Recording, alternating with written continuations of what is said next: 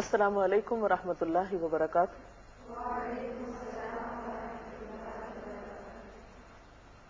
نحمده ونصلي على رسوله الكريم، اما بعد فاعوذ باللہ من الشیطان الرجیم، بسم اللہ الرحمن الرحیم، رب اشرح لي صدری ويسر لي امری واحلل عقدۃ من لسانی یفقهوا قولی۔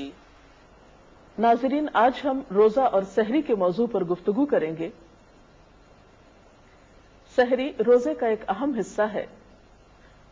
دوسرے لفظوں میں روزے کی ابتدا سحری سے ہوتی ہے۔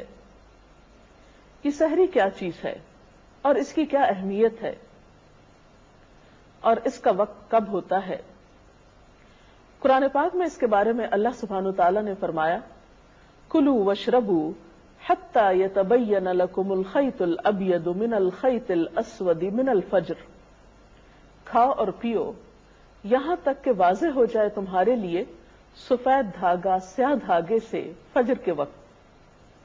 جب یہ آیت نازل ہوئی تو ایک صحابی نے رات کے وقت اپنے سرہانے کے نیچے ایک سفید دھاگا رکھ لیا اور ایک سیاہ دھاگا رکھ لیا، اور وہ رات بھر دیکھتے رہے کہ کس وقت ان دو دھاگوں کا فرق معلوم ہوگا۔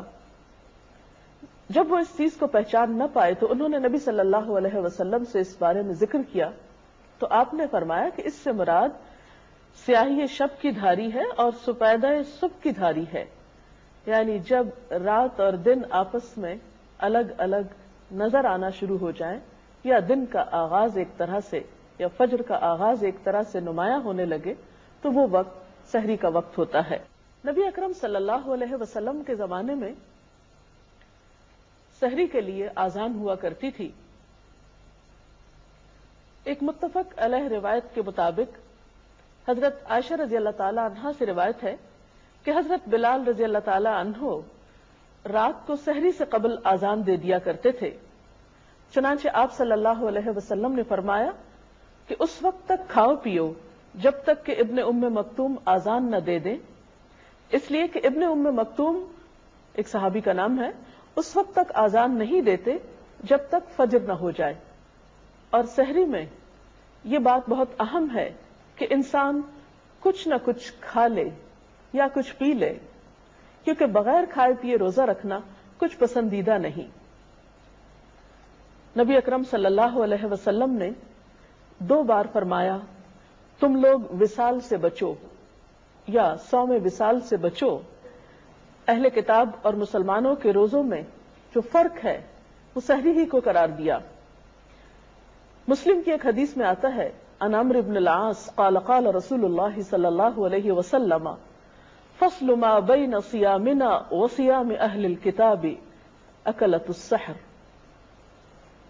حضرت عمرو بن العاص رضی اللہ تعالی عنہ کہتے ہیں کہ نبی صلی اللہ علیہ وسلم نے فرمایا کہ ہمارے اور اہل کتاب کے روزوں کے درمیان سحری کھانے کا فرق ہے۔ اور پھر آپ صلی اللہ علیہ وسلم نے اس کی مزید تاکید بیان کرتے ہوئے فرمایا کہ سحری کھانے والوں پر اللہ تعالیٰ کی رحمت نازل ہوتی ہے۔ مسند احمد کی ایک روایت کے مطابق آپ نے فرمایا کہ سحری کھانا باعث برکت ہے، اسے مت چھوڑو چاہے کوئی ایک گھونٹ پانی ہی پیے، کیونکہ اللہ سبحانہ وتعالی اور اس کے فرشتے سحری کھانے والوں پر رحمت بھیجتے ہیں۔ حضرت انس سے بھی روایت ہے، قال قال رسول اللہ صلی اللہ علیہ وسلم تسحروا فإن فی السحور برکہ، کہ سحری کیا کرو کیونکہ سحری کرنے میں برکت ہے۔ گویا یہ ایک بابرکت کھانا ہے اور پسندیدہ ہے۔ اس سے یہ پتہ چلتا ہے کہ ہمارا دین ہمیں اعتدال سکھاتا ہے۔ جہاں دن بھر کھانے پینے سے بچنے کے لیے کہا گیا، وہاں روزے کے ابتدا میں یا آغاز میں کھانا کھانا یا کچھ بھی کھانا پسندیدہ قرار دیا گیا، اور کچھ نہ کھانا اس سے منع کیا گیا۔ عام طور پر ہوتا یہ ہے کہ جب ہم ایک کام شروع کرتے ہیں پھر اس میں ہمیں لطف آنے لگتا ہے، پھر ہم اسے کرتے ہی جانا چاہتے ہیں، لیکن نیکی کے کام میں بھی اعتدال ضروری ہے اور انتہا پسندی درست نہیں۔ اسی لیے ہم دیکھتے ہیں کہ سحری کو آپ صلی اللہ علیہ وسلم نے مبارک ناشتے کا نام دیا۔ ارباز بن ساریہ سے روایت ہے، کہتے ہیں کہ ایک دفعہ آپ صلی اللہ علیہ وسلم نے رمضان میں مجھے اپنے ساتھ سحری کھانے کے لیے بلایا اور فرمایا کہ ہلم الی الغداء المبارک، آؤ مبارک ناشتے کے لیے۔ یعنی آپ نے سحری کی دعوت کس طرح دی کہ آؤ مبارک ناشتے کے لیے۔ سحری آپ کسی بھی چیز سے کر سکتے ہیں، باقاعدہ کھانا بھی کھا سکتے ہیں، کھجور بھی کھا سکتے ہیں، دودھ پی سکتے ہیں، پانی پی سکتے ہیں، کسی بھی چیز سے آپ سحری کر سکتے ہیں، لیکن سحری کے وقت کھجور کھانا پسندیدہ عمل ہے۔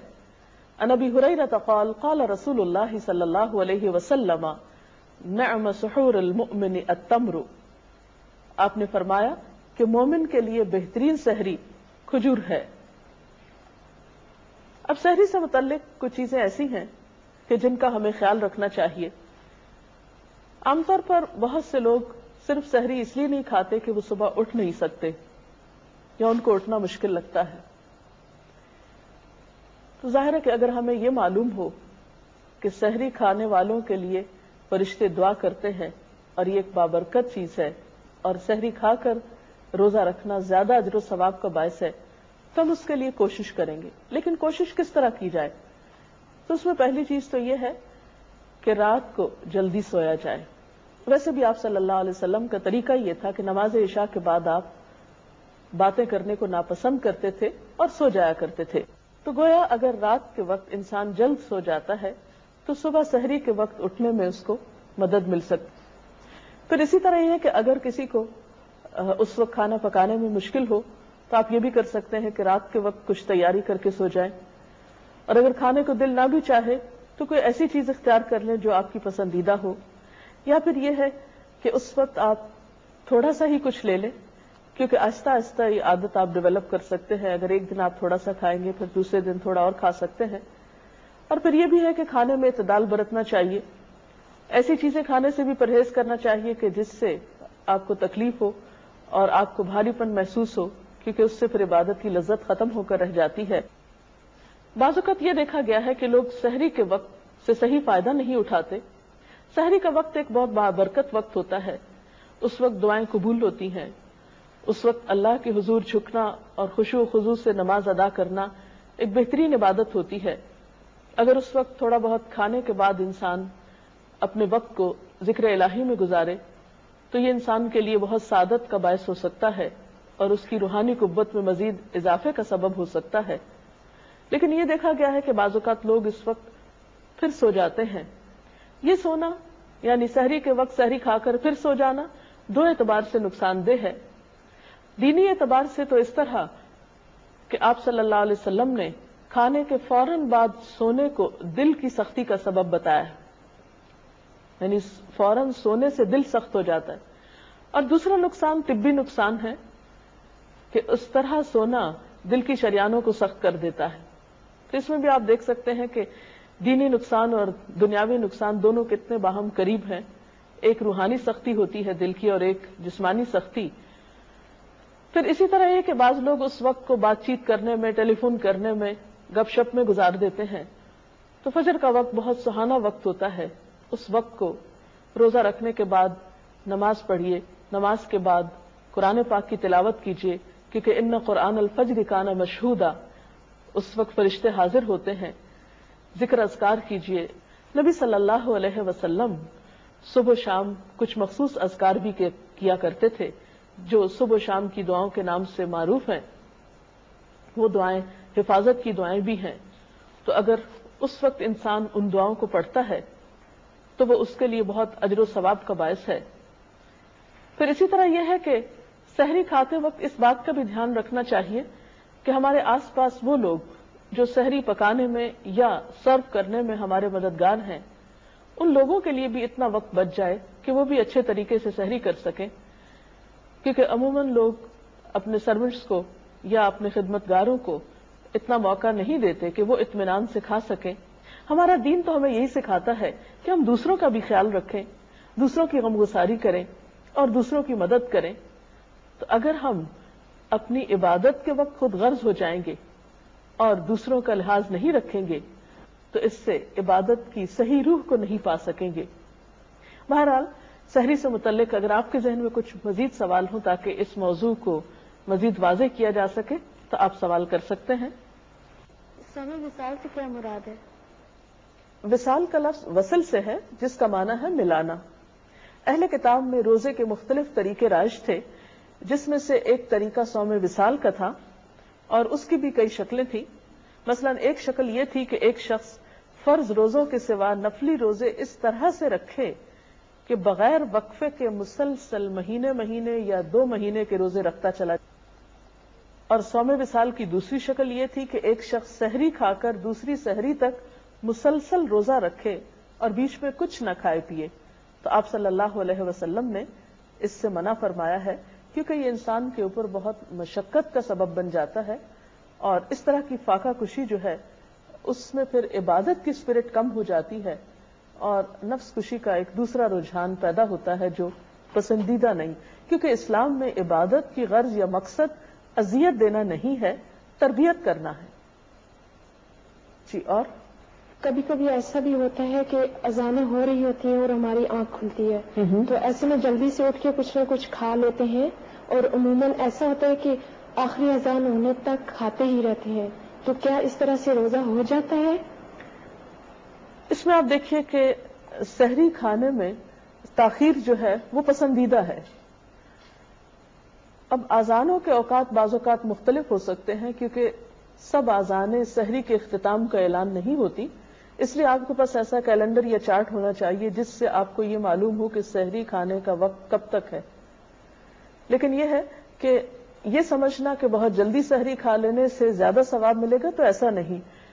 مثلا آپ صلی اللہ علیہ وسلم سے روایت ہے کہ 3 باتیں اخلاق نبوت میں سے ہیں۔ نمبر 1 روزہ جلدی افطار کرنا، نمبر 2 سحری دیر سے کھانا یعنی آخری وقت تک کھانا، اور نمبر 3 نماز میں دایاں ہاتھ بائیں ہاتھ کے اوپر رکھنا۔ اور اسی طرح آپ صلی اللہ علیہ وسلم سے ایک اور روایت ہے کہ آپ نے فرمایا جب کوئی آدمی آذان سنے اور پینے کا برتن اس کے ہاتھ میں ہو تو اسے فوراً نہ رکھ دے بلکہ اپنی ضرورت پوری کر لے۔ تو اگر ایک شخص ایسے وقت میں اٹھا کہ جب آذان ہو رہی ہے، اب اس وقت میں کچھ کھانے کا وقت تو نہیں ہوگا، کچھ پی سکتا ہے، مثلا دودھ کا گلاس پی سکتا ہے، 1 آدھ کھجور کھا سکتا ہے، تو 2-4 منٹ کا وقت اس کو مل سکتا ہے، تو اس میں آذان کے اختتام تک اگر وہ اپنی ضرورت پوری کر لے تو کوئی حرج نہیں۔